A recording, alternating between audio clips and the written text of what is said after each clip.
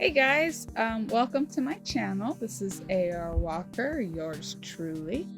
If you haven't already noticed, compared to other videos, I have a speech impediment today. And I don't know why, but I decided on this day, where the speech impediment is still going on, I thought, you know what, why not? Why don't I record some audio content for my viewers, for you guys, for you darling little fireflies.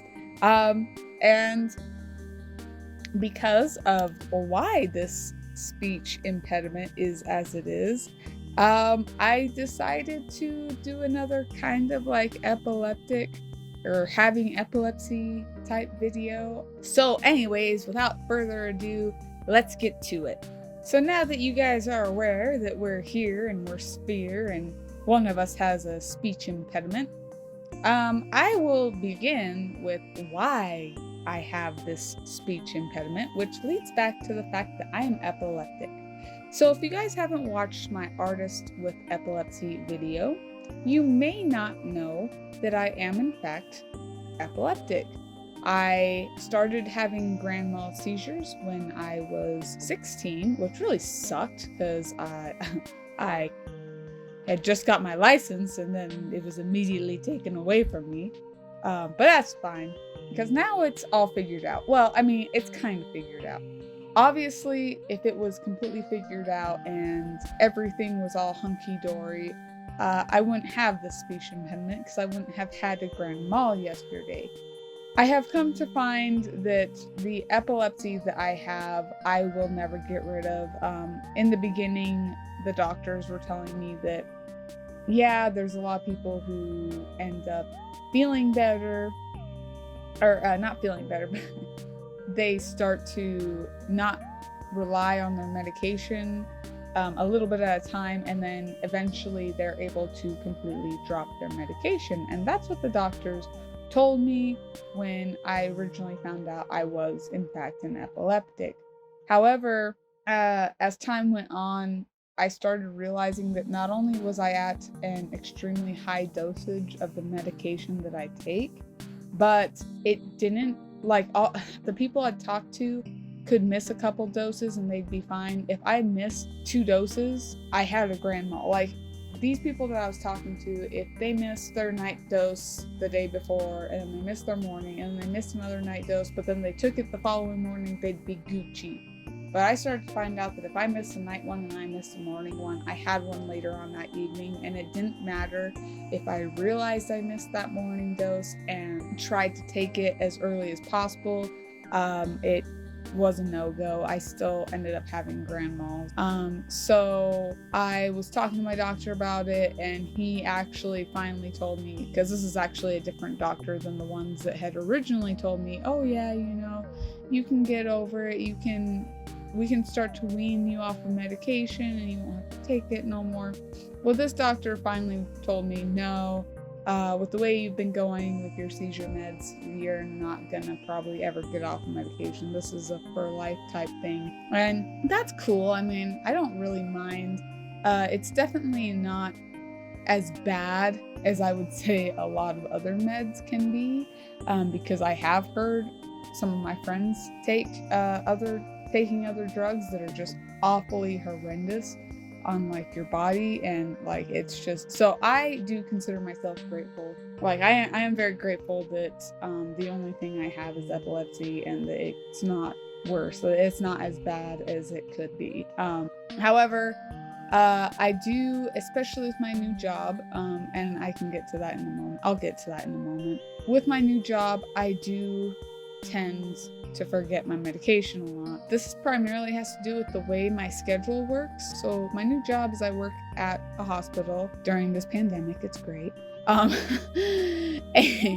Anyways, but I just work on the cook's line. I am one of the people who helps provide the food for any of the patients that are in the hospital, and I do really like the work. However, the way they have me scheduled is I am a relief cook. So I relieve the night cook on his 2 days off and then I relieve the morning cook on his 2 days off. So what ends up happening is I work a closing shift. I work 2 closing shifts, and then I go back the following Saturday morning after closing for 2 nights, and I work an opening shift. Which, if you know anyone with epilepsy or you have epilepsy yourself, you'll know why that sucks, because a nice chunk of the reason for my seizures anyways tends to do with the lack of sleep and missing my medication. And when I'm rushing to get home, to get to bed, so that I get my sleep for the following day, a lot of times I forget that dose, that Friday night dose. But then see, the thing is I end up oversleeping on my alarm on Saturday and forget to take my Saturday morning dose. So this leads us to yesterday, where I had done exactly that and ended up having a seizure. And for me, my seizures, I can always tell when they're about to happen. I get like these miniature seizures, and so when one's about, like when a grand mal is about to pop itself and ruin my day, I can generally actually feel it coming. And so I try my best to give my husband a warning that it's about to happen, but it doesn't always work out. I don't think I actually warned him.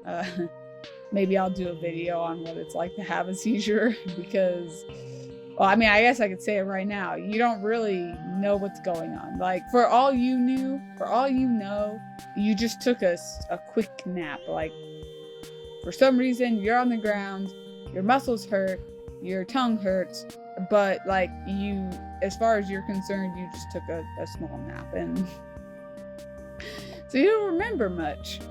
Also, a little bit of a late note. I'm sorry for the background noise. It is my fan. I am terrified to turn off my freaking fan, because if I turn it off, it instantly becomes a sweltering hell in this house. So, now the apologies are out of the way, I can continue. Having seizures, honestly, for me, aren't that scary, because like I said, I don't remember anything that happened, so there's nothing to be afraid of, because nothing happened as far as I'm concerned. The downside for seizures on my end, from me personally, is on the off chance that I happen to just botch my tongue. Like, I'm not gonna lie, it's so funny that I chose to do a video on this day, because this is literally the worst I have ever bitten my tongue during a seizure. And I've had like 9 seizures. Like, since I was diagnosed with epilepsy, I have had about 9 grand mals. And so, with this being the worst one out of those 9 that I have ever bitten my tongue, I find it really strange that I had this random urge to just do a sketchbook story time. What I'm thinking, I don't even know. I might be having another seizure. Just kidding. I'm not having another seizure. Don't worry about it. God, see, I can't even say the word seizure without sounding like an idiot. I will also go ahead and add in there that I am very lucky to have the people I have around me nearly, like, they've been around me almost every single time I've had one of these grand mals. It does definitely help, especially when, you grow up hearing all the stories of people who have seizures biting their tongues off and stuff like that. And so when you get raised on this story idea of what seizures are and what seizures do to you, having them and knowing that, hey, someone was there watching, looking after you, and helping you come out of it, it definitely brings a sense of calm over me, because I don't have to worry about having a seizure and not having anyone be there, especially when it's something that, for the time being hasn't ever scared me, but you know, you think about it, and it wouldn't take much for that to no longer be the case. It wouldn't take much for you to suddenly fear every little thing, like going to the grocery store or getting in your car. Like, that's stuff that I am very grateful that I don't have to fear, because I do have people that are always with me, always making sure that I'm doing okay. They're always looking for those signs or those tells that I might be about to have one. And so I will say that I am very grateful for the people that are in my life. Um, so with that out of the way, that's going to be the end of this sketchbook story time. They're not really supposed to be that long, and yet somehow I always manage to make them very long. Um, so we're going to cut this one off while we're ahead.